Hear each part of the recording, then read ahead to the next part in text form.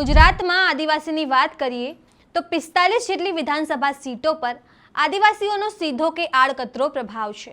ત્યારે આપના ધારાસભ્ય ચૈતર વસાવાએ હાલમાં એક સભામાં આદિવાસીઓને સંબોધન કર્યું, સત્તા પરિવર્તનની વાત કરી અને ભાજપ પર આકરા પ્રહાર કર્યા। આપની આ સભા લીમખેડામાં યોજાઈ, જ્યાં અરવિંદ કેજરીવાલ અને ભગવંત માન બંને ઉપસ્થિત હતા। નમસ્કાર, હું છું ચંદ્રિકા પુત્રી નિરાલી।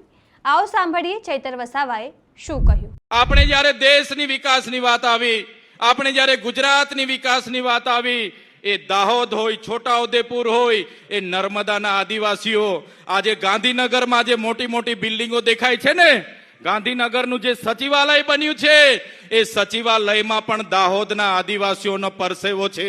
આજે અમદાવાદની હાઈકોર્ટ બની છે, આજે કલેક્ટર કચેરી બની હોય, એસપી કચેરી બની હોય કે આજે સેશન કોર્ટ હોય કે જેટલી પણ કોર્ટો બની હશે, આજે જેટલા પણ કોરિડોર બન્યા છે, જેટલા પણ રેલવે બન્યા છે, જેટલા પણ એરપોર્ટ બન્યા છે, જેટલા પણ ડામર રોડ બન્યા છે, એ તમામ વિકાસમાં જો કોઈનું યોગદાન હોય તો એ અમારા દાહોદના આદિવાસીઓનો એમાં પરસેવો છે, પરસેવો।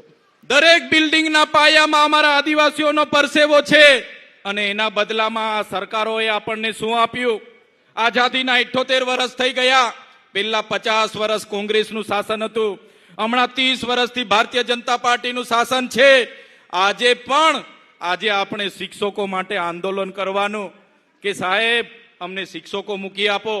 આજે શાળાઓ માટે આપણે આંદોલનો કરવાના કે અમારી શાળા બનાવી આપો। આજે નોકરીઓ માટે શિક્ષિત બેરોજગારો આંદોલન કરે, આજે આપણા ખેડૂતો આંદોલન કરે। આજે જે લોકો અહીંથી ભાગ્યા ખેતી કરવા માટે સૌરાષ્ટ્રમાં ગયા છે, એમને વળતર નથી મળ્યું, એ ભાગ્યા લોકો આંદોલન કરે।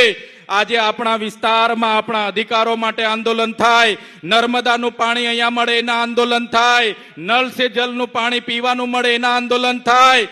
પણ સરકાર આંદોલનને નિરાકરણ લાવવાની જગ્યાએ પોલીસનો ઉપયોગ કરીને લાઠીચાર્જ કરે છે, આપણા નેતાઓને દબાવવા માટે ખોટા કેસ કરે છે।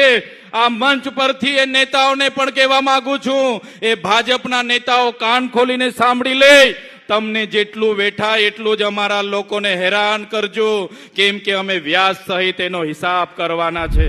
તમે આ વિશે શું વિચારો છો? કમેન્ટ કરીને જણાવો। અત્યાર માટે બસ આટલું જ। સમાચારની લગતી વધુ અપડેટ્સ માટે અમારી વેબસાઇટ www.gujaratplus.in પર પણ માહિતી મેળવી શકો છો। ધન્યવાદ।